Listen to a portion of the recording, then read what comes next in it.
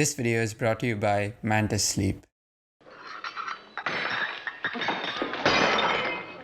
Lots of names are thrown about when discussing the most significant American comedy filmmakers. Chaplin, Keaton in the silent era, then filmmakers like Ernst Lubitsch, Billy Wilder, Preston Sturges. Some others made great comedies during the studio era, old Hollywood. But as the world was going through some major cultural shifts, Hollywood was slow to catch up. And by the late 60s, a string of big studio flops and the success of films like Bonnie and Clyde and The Graduate brought about the auteur-driven cinema of the 70s. New Hollywood. You know New Hollywood. Scorsese, Coppola, De Palma, Altman. Directors were now given much more freedom to put their authorial stamp on movies. Out of this new Hollywood, such pivotal comedic voices as Mike Nichols and Mel Brooks emerged, but a name that doesn't come up anywhere near enough, and someone whom I find to be the greatest comedy director of the auteur era, is Elaine May. You've seen you click, yeah, you know. This video is about Elaine May. She directed 4 true masterpieces of American cinema, but on each one she faced constant studio meddling, production trouble, and misogyny. It was the prime of the auteur era in Hollywood, and she was struggling to make her films the way she wanted to. After just 4 films, her career as a director was tragically cut short. Despite all that, her films are a testament to her genius. They are intricate character studies, and except for Mikey and Nicky, they are excellent comedies too. Her second film, The Heartbreak Kid, I feel comfortable calling it the greatest American comedy. She's great with dialogue, but she also directs comedy set pieces with the kind of inventive staging and visceral physical performances you rarely see outside of silent films.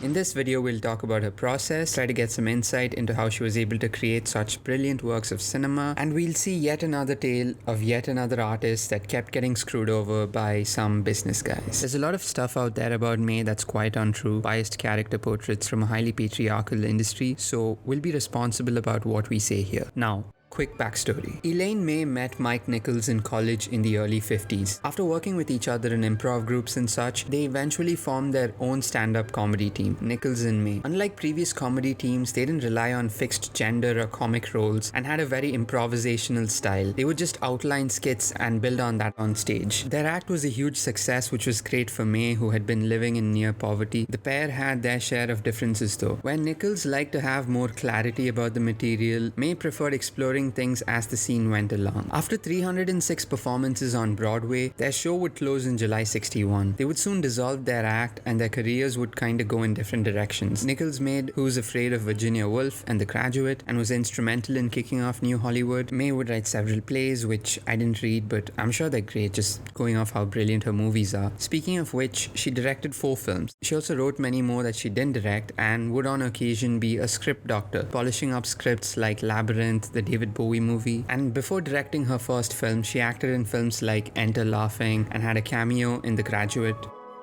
Based on a short story which Elaine May read in Hitchcock's mystery magazine, this dark comedy is May's first film as a director. Excuse me.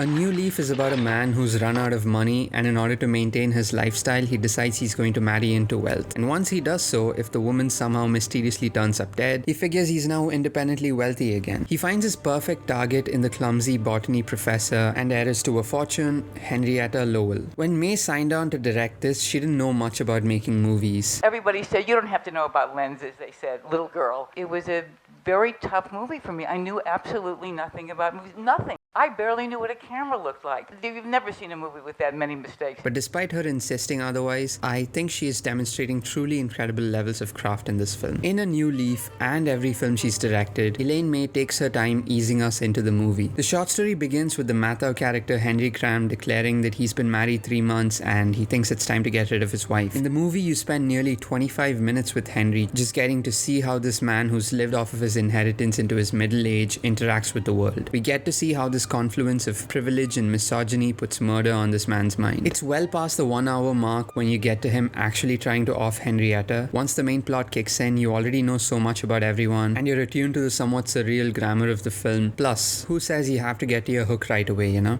The movie ends the same way the short story ended, but there's some big subplots missing in between, and it's not because May wanted them gone. In an Elaine May film, the setup is crucial, and every single character beat is essential, which is why she tried and couldn't succeed in suing the studio when they took the film away from her and cut it down from 180 minutes to a much leaner 102, which sucks, but maybe it's her first film, pay your dues and all that. It became a hit. She's probably gonna have full control after this, yeah? I already told you that's not how the story goes. Pay attention. A subplot from the original story where Henry commits 2 murders was nixed, and some subplots dealing with misogyny, well, some more subplots, also got the axe. The social satire about marriage, continually rediscovering or not knowing who your partner is, the rampant misogyny and classism in society. There's so much that seems to be a little buried. Like, the film works great as is, and you can certainly derive these ideas from the current version of the film, but there is a better film that we've lost. Ultimately, it's about this twisted man who thinks he hates this woman but doesn't realize that he's falling in love with her. There's little moments in the film, such as in a scene where Henry is almost caught, but he makes up the fact that he was on the verge of ending things for himself since he had nothing in his life, but meeting Henrietta saved him. This can be viewed in a straightforward manner, and it's a pretty funny scene about a guy telling a horrible lie to a selfish end, but that moment inadvertently also reveals a certain emptiness in Henry. He's leading a shallow, materialistic life, and he almost seems to know. Over the course of the film, he does so much for Henrietta, all while telling himself he's doing it for the money. He has no devious intent when helping her put on her nightgown correctly. He's often gentle and patient with her. He dusts food crumbs off her, cuts the tags off of clothes she's wearing. She's got a lot of other stuff on her mind, and he likes to help her out with presentability. He is a piece of shit, but the lines of his performative feelings towards her and actual feelings become blurred. You know, he's turned over a new leaf. It's not known if May's original cut still exists or not, but in its current form, A New Leaf is a sweet, demented comedy that I revere and wish to see the whole version of. Pardon me? The Heartbreak Kid wasn't written by Elaine. It was written by Neil Simon, and it was a for-hire gig. But it is 100% an Elaine May movie. When it starts out, it feels like it could go anywhere. Charles Grodin meets Jeannie Berlin, they fall in love, they get married, they're hanging out. Lila, Berlin's character, is elated and super in love with Grodin. The main duo is on their honeymoon. It's a few days in, and you start to get the sense that Grodin's Lenny is maybe a jerk, and then he falls in love with Sybil Shepherd, decides to ditch the whole marriage thing and pursue the Shepherd angle instead. Lila is very sweet and lovable, and Berlin brings so much depth to her, which makes it all the more funny when Grodin finds her annoying. Grodin is top-notch at playing a dick. Lenny is the apotheosis of movie scumbags. And like I said earlier, The Heartbreak Kid is perhaps the greatest American comedy. Wow, you're speaking a lot of absolutes, man. Well, guess what? I never speak in absolutes. Ever. Except for when I talk about Elaine May. For this film, Neil Simon basically insisted that every scene be filmed at least once, exactly the way he had written it, and after that, Elaine and the actors could improvise and build out the scenes as they pleased. Which, honestly, this is the least amount of trouble she's faced trying to direct a film. Elaine's tendency to find things in the moment make her films feel unflinchingly true. Her comedy is entirely in the story and the characters, so working this way allows her and the actors a lot of space to flesh those out. She's known to keep the camera running long after the page is done, just letting the actors inhabit the scene. The copyright for this movie is trapped with some pharmaceutical company or something, so the film hasn't been restored. I know, it's weird. Someday we'll get to see it in high def, freed from the shackles of big pharma. Or small pharma. I don't know which company it is. Might be a mom and pop drugstore. Now, before we move on, there is another film Elaine May did which also involves characters trying to get rid of their spouses. She didn't write or direct 1967's Love, but she did star in it alongside Peter Falk and Jack Lemmon. Now, this film is not good outside of the fun central performances, but crucially, it exists as a great demonstration of how to take essentially the same premises of her first 2 directorial efforts and make them not good. The film doesn't understand or care about the characters and only uses them as vehicles for the plot. Most of May's work to this point had been comedies. Mikey and Nicky was the first foray into something more serious. It still got a jet black sense of humor about proceedings though. This is May unpacking the worst facets of masculinity. Cassavetes and Falk are obviously electric. I don't think I need to speak too much to their performance. The film is set over one night, a nighttime gangster odyssey, and we're introduced to the paranoid Nicky. He's gotten into trouble with a mob boss and there's a contract on his life. Mikey is the only one he trusts, and Mikey tries to take care of Nicky, getting him through his paranoia, feeding him, and helping him plan his escape. But their relationship is fraught with resentment and hostility over past transgressions. Nicky also keeps changing plans for the night, and there's a hitman played by Ned Beatty hot on their tail. It's all very riveting, and there's this motif of how men can flip back and forth between being dark and vengeful to warm and loving, and you can never really tell which is the real them. May would often leave the camera running so she could capture natural, spontaneous interactions between Falk and Cassavetes. This technique is really interesting because it sounds like a way to do the Kubrick Fincher type 100 takes thing without interrupting the actor's process. I think it shifts the goal to allowing everyone to explore the scene rather than trying to get this perfect vision that's in the director's head, and it might be because of this that May is able to map out human behavior as incisively as she does. Nearly 1.4 million feet of film was shot, which I'm guessing is a lot. Sounds like a lot. May wasn't able to deliver the cut in time, and her final cut privilege was revoked. Her husband helped her hide 2 major reels of the movie, but she eventually had to hand them over to the studio. They were pissed off and they released it just to fulfill the contract, but the cut they put out was full of continuity errors. In 1986, a version approved by May was released, and the Criterion restoration was supervised by May, so the movie you get to see today is probably pretty close to what May intended, but this whole thing seems like such a hassle, so I fully understand why she wouldn't direct another film after this for over a decade. I'd like to thank Manta Sleep for sponsoring this video. Getting a good rest is super important to living your best life, and Manta Sleep makes great sleep masks and functional sleep accessories to help you sleep better anywhere, anytime.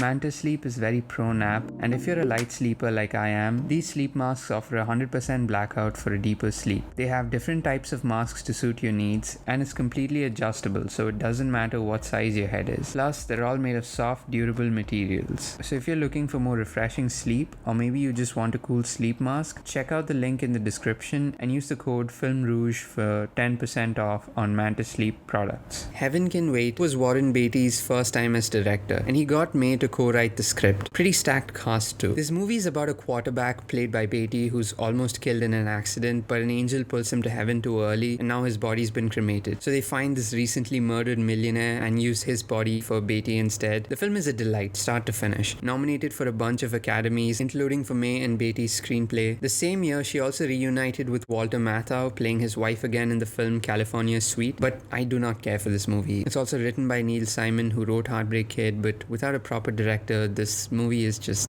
so annoying. What I do care for though, a lot in fact, is Reds, the movie that landed Warren Beatty his Best Director Oscar. Reds is a sweeping romantic epic about John Reed, a journalist in the early 20th century. He was a communist. Reds is also about Louise Bryant, his wife, a feminist and political activist. Together they covered the October Revolution, 10 days that shook the world. That was Reed. Reds might be one of the least Elaine May films here. It was clearly Beatty's passion project. He's wanted to make it since '66. May was responsible for a major rewrite that became the final version of the script, but is uncredited. I can't recommend this film enough. It's one of my favorite films. Beatty isn't just an incredible performer and my favorite 70s star, but a highly skilled director too. Reds is just an excellent piece of left-wing cinema. It's epic in scope. Vittorio Storaro's cinematography is at its most stunning, and it came out during Reagan's first year in office.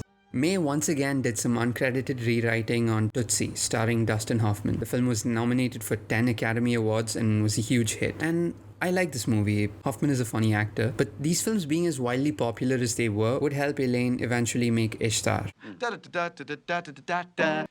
the truth can be dangerous business. Although that would end up wrongly maligned and was unfortunately the last film she'd get to direct. This is the oasis. Does this look like an oasis to you? Yeah, look at the birds. Are those vultures? It's now been over a decade since May has directed a film. By this point, Beatty was huge and highly revered. He felt he owed May for Reds and Heaven and wanted to be the supportive producer she'd never had, help her reach her full potential. Real swell guy, this Beatty. Dustin Hoffman also felt he owed May for Tootsie. Grodin came in because he was friends with her, and May, Beatty, and Hoffman were all to have input in the final cut. Everything was super smooth to this point. The shoot was a pretty complicated one, and this led to disagreements on set, most reports of which seem greatly exaggerated though, and there's a reason for that. I'll tell you in a bit. But there were a lot of aspects of making Ishtar that were new for me, who was working on this scale for the first time, as well as for cinematographer Vittorio Storaro, who hadn't shot a comedy before. The budget ballooned through the course of the film. Ishtar is maybe the prime example of studio suicide. It had 3 immensely successful previews, and then out of nowhere, the studio released a bunch of articles trashing the film. There had been a regime change, and David Putnam now headed the studio. Putnam did not like Ishtar. He mainly disliked Beatty and Reds because it had competed with this earlier film he did, but he also hated Hoffman. And this is where things began to spiral. But despite the bad publicity trickling in, the previews went great, and Beatty said they were some of the best he's ever had. And details, many of them not true. And when these articles started coming out, only for 5 minutes I thought, it's the CIA. And for one moment, it was sort of glorious to think that I was going to be taken down by the CIA, and then it turned out to be David Putnam. But It flopped hard and came out to some very mixed reviews, and over time became that film that people just assume is terrible despite having never seen it. And here's the thing, this movie is absolutely a masterpiece. I have no idea how a studio was able to gaslight so many people into thinking Ishtar was bad. Mind you, even back then, it received some good reviews from places like the LA Times and the Post. It just wasn't enough to combat the negative buzz drummed up by the studio. Like, you can't trust any of the news surrounding this movie because it's almost certainly untrue, and so much of the information about Elaine May is also colored by this stuff. Its bad reputation still follows it around a bit, but since its release, people like Tarantino and Edgar Wright have talked about how much they love Ishtar, and Scorsese has said it's one of his favorite films ever. There's a couple of moments here and there that don't land so well, and I think Isabella Gianni's character could have been fleshed out more. It's not perfect, and it's not my favorite film by Elaine, but also it's the one I rewatch the most. Because you know what? It's brilliant. Ishtar is about 2 mediocre middle-aged musicians that go to Morocco for a gig and become entangled in the crossfire between the CIA and a local left-wing group that's trying to overthrow their ruler. Tremendous fun. Lip smacking, back slapping, perfectly delicious.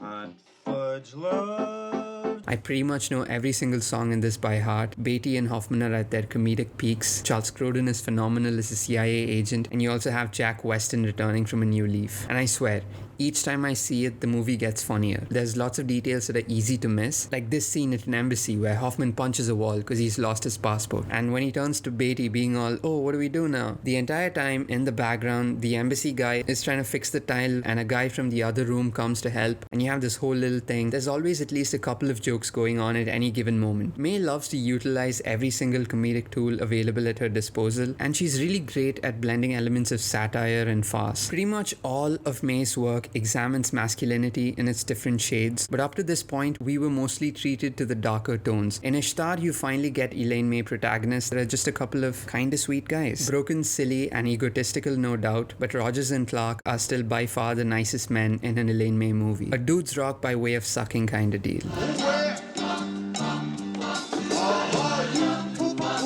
But after the unjust failure of Ishtar, Elaine May's reputation was tarred, and to date she hasn't directed another film. Well, she directed the 2016 PBS documentary about Mike Nichols, but that's it. She acted in this fun little film called In the Spirit in 1990 and had a cameo in a Mike Nichols movie called Wolf. But it was again almost a decade after Ishtar that she wrote the screenplay for Nichols' film The Birdcage. This was the movie that would properly reunite Nichols and May 35 years after they broke up their act. Nichols said of the reunion, it was like coming home, like getting a piece of yourself back that you thought you'd lost. The film is about an owner of a drag club and his drag queen partner who have to pretend to be straight because their son is bringing over his fiance's Republican parents. Robin Williams and Nathan Lane do an incredible job with May's dialogue. No good? Actually, it's perfect. I just never realized John Wayne walked like that. It is a little broader than some of May's other films, but it's no less funny. The original film that this is a remake of, La Cage aux Folles, pardon my French, that movie is great too. May teams up with Nichols again for Primary Colors, stars John Travolta as essentially Bill Clinton, but he's named Jack Stanton. It's based on a, pardon my French again, but a Roman a clef. Honestly, I wasn't super excited to see this one after reading the synopsis because I thought it was going to be Clinton propaganda, but it's really good. It's pretty progressive, and more importantly, it's a nice complex story that fully dives into the darker, most cynical and destructive sides of the American politician. I don't know much about the real Clinton and the policies he ran on. Also, I don't know if he was as promiscuous as he's depicted here because I wasn't born yet. Maybe I'll Google Bill Clinton's sex stuff after this. But the movie really nails how even ostensibly well-meaning dudes like Jack Stanton here are mostly just driven by their need to acquire power. Jack engages in a lot of disgusting behavior throughout, and the political machine is horrifying. May was very deservedly nominated for another Academy for her script. There is one movie I didn't talk about that May also did some writing on. 1971's Such Good Friends was originally written by Joan Didion. Then May came in, did some rewrites. It's directed by Otto Preminger, stars Diane Cannon, and it's not bad, but also not exactly essential viewing. May didn't even want to receive credit for writing this one and used a pseudonym, but Preminger used her name to promote the movie anyways. I don't know, but it almost seems as though the whole industry was constantly ganged up against her, huh? You see, there were only a handful of women directors in Hollywood when May started out. Filmmakers like Barbara Loden made independent films, but through the studios, far as I can tell, it was just Dorothy Asner, Ida Lupino, and then Elaine May. I don't think anyone else had made studio films since the silent era. The Hays Code basically prohibited any kind of feminist text, which made it tough for women directors to survive in the industry. If I'm wrong about this in some way, missing a couple of people or whatever, this is the internet, someone will correct me. Feel free to do so, by the way. May hasn't done much work in film since Small Time Crooks, which she's very good in. She did play RBG on The Good Fight last year, and she's always been quite active on stage, winning a Tony for Best Actress in 2019. Every time she comes out, like to get an award or something, she does little bits and stuff. It's great. I'll put some clips in the description. This has been by far the most delightful video to make. Usually once I'm done with one of these deep dive videos, I've spent a long time going through everything about the director, studying their work, and afterwards I'm always like, I've had enough of this person for at least a year, you know? Like, I won't be watching a single De Palma film till 2023 at least, but I will be rewatching Ishtar tonight. That's it. That's the video. Hope you enjoyed it. Like and subscribe. Share it with your friends. If you're willing and you're able, you can support us on PayPal or buy us a coffee. Links in description. Watching an Elaine May film is always a profoundly inspiring experience for me. Feels tailored to my taste. No serious detours, no overt attempts to move you. All character revelation and introspection is very quiet and brief. That bus scene in The Graduate, she'd always underplay a moment like that. Her films are pretty minimalist in that regard. I'm not pointing this out to say one approach is better, just highlighting different approaches. To me, Elaine May films represent the pinnacle of comedy cinema. Modern comedy filmmakers like Lanthimos and Ostlund maybe come close, but you know, they're not May.